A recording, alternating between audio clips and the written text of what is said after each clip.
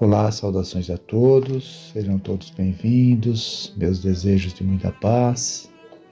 Estamos continuando os estudos do livro Missionários da Luz, nós estamos no capítulo 11, Intercessão. É um capítulo longo, mas é um capítulo cheio de informações importantes, cheio de ensinamentos para nós.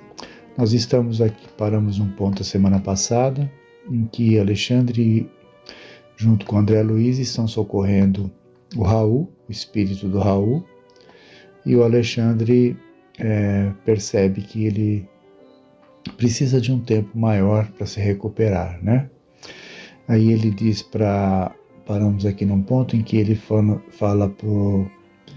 Alexandre fala para o André Luiz: vamos, André, nosso novo amigo está em crise, cuja culminância não cederá antes de 70 horas, aproximadamente. Voltaremos mais tarde a vê-lo.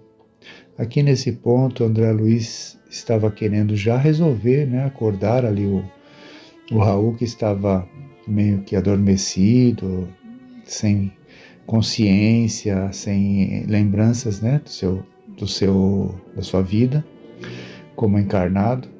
Mas André Luiz já queria resolver logo, né, a situação, acordando ele, e a prudência de Alexandre e o cuidado, né, que ele tinha aqui para não causar mais problemas para o Raul, com o acordar ali repentino, pede mais um tempo para André Luiz. Então vamos continuar a leitura. De regresso aos meus trabalhos, esperei ansioso o instante de reatar as observações educativas.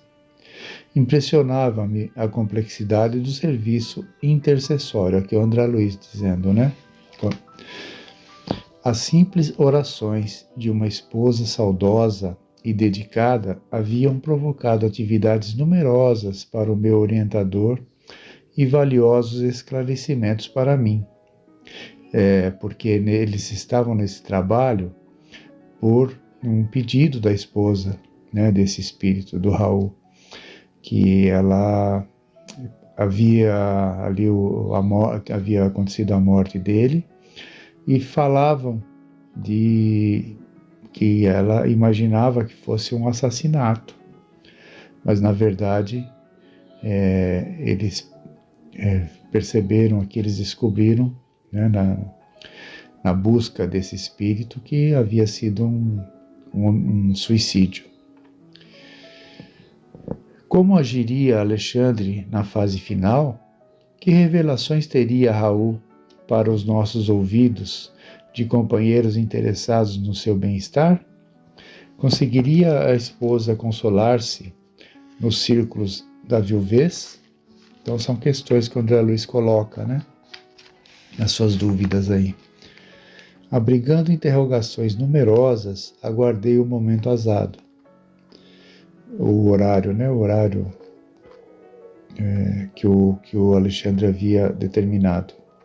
Decorridos 4 dias, o instrutor convidou-me a tornar ao assunto, o que me fez exultar de contentamento pela possibilidade de prosseguir, aprendendo para a minha própria evolução. Encontramos Raul cheio de dores. Então eles voltaram, né, ao encontro do Raul, e aqui eles relatam: encontramos Raul cheio de dores, todavia mais calmo para sustentar a conversação esclarecedora. Queixava-se da ferida aberta, do coração descontrolado, dos sofrimentos agudos, do grande abatimento. Sabia, porém, que não se encontrava mais no círculo da carne, embora semelhante verdade lhe custasse angustioso pranto. Tranquilize-se, disse-lhe o meu orientador, com inexprimível bondade. Sua situação é difícil, mas poderia ser muito pior.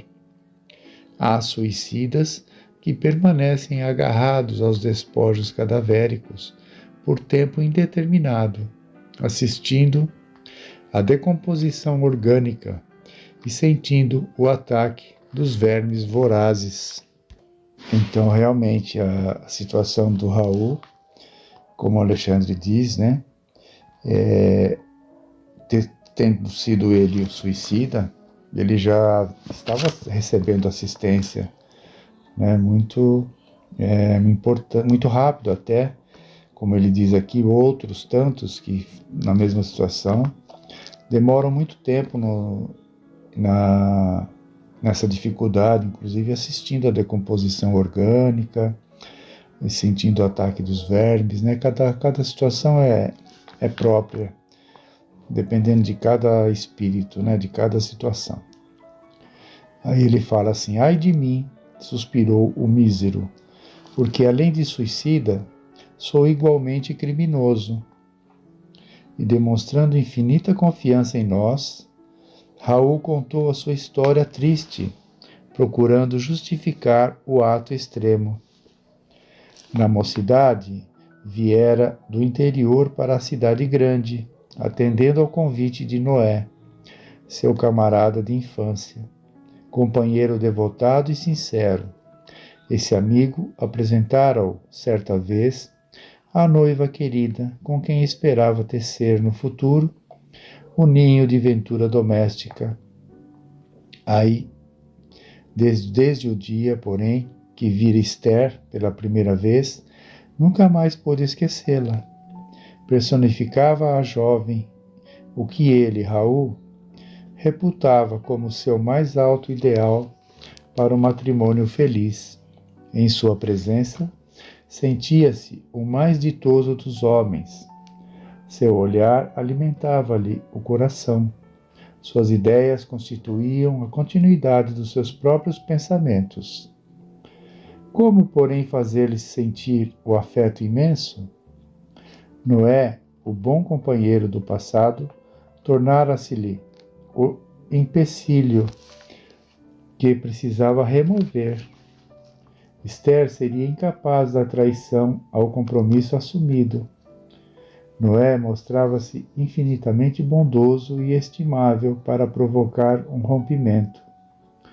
Foi então que lhe nasceu no cérebro a tenebrosa ideia de um crime. Eliminaria o rival. Não cederia sua felicidade a ninguém. O colega deveria morrer. Mas como efetuar o plano sem complicações com a justiça? Enceguecido pela paixão violenta, passou a estudar minuciosamente a realização de seus criminosos propósitos e encontrou uma fórmula sutil para a eliminação do companheiro dedicado e fiel. Ele, Raul, passou a usar o conhecido e terrível veneno em pequenas doses, aumentando-as vagarosamente até habituar o organismo com quantidades que para outrem seriam fulminantes. Atingido o padrão de resistência, convidou o companheiro para um jantar e propinou-lhe o veneno odioso em vinho agradável, que ele próprio bebeu sem perigo nenhum. Noé, porém, desaparecera em poucas horas, passando por suicida à apreciação geral. Guardou ele para sempre o segredo terrível, e depois de cortejar gentilmente a noiva chorosa, conseguiu impor-lhe simpatia, que culminou em casamento. Olha só que articulou, né, como ele articulou aqui a conquista da Esther, da esposa dele, né, com a morte, com o assassinato do amigo que estava com ela, para que assim ele pudesse ficar com ela, com a noiva dele, e casar com ela. E ele o fez, através do envenenamento do amigo. Ele matou o amigo e acabou ficando com ela. Então, por isso que ele diz, né, que além de suicida, ele era criminoso, ele já reconhecia isso. Atingira a realização do que mais desejava. Esther pertencia-lhe na qualidade de mulher. Vieram os filhinhos enfeitar-lhe o viver, mas a sua consciência fora ferida sem remissão. Imaginem o peso na consciência, né? A dificuldade que ele tinha convivendo com a mulher e sabendo desse crime que ele havia cometido. Nas mais íntimas cenas do lar, via Noé, através da tela mental, exprobando-lhe o procedimento.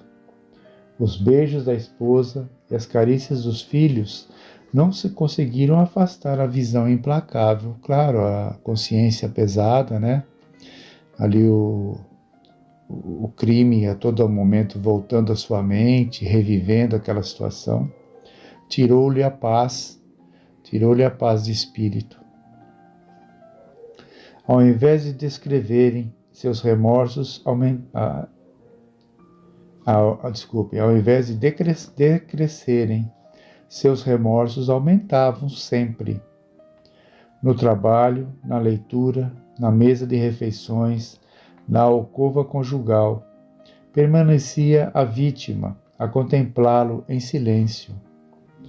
A certa altura do destino, quis entregar-se à justiça do mundo, confessando o crime hediondo. Entretanto, não se sentia com o direito de perturbar o coração da companheira, nem deveria encher de lodo o futuro dos filhinhos. A sociedade respeitava-o, acatando-lhe o ambiente doméstico. Companheiros distintos de trabalho prezavam-lhe a companhia. Como esclarecer a verdade em semelhantes contingências? Não obstante amar ternamente a esposa e os filhos, achava-se esgotado ao fim de prolongada resistência espiritual. Receava a perturbação, o hospício, o aniquilamento, fugindo à confissão do crime, que cada dia se tornava mais iminente. A essa altura, a ideia do suicídio tomou vulto em seu cérebro atormentado. Olha só, o que levou ele a cometer o suicídio, né? Aqui está essa explicação. Todo esse tormento que ele mesmo causou para ele, né? Essa perda, a perda da paz, da sua paz, mesmo com a família, com os filhos, que ele havia conseguido ali, mas estava marcado pelo crime, estava marcado pela morte do seu amigo, né? Por executar a morte do amigo ali com o veneno. Então tudo isso lhe tirou a paz, né? Não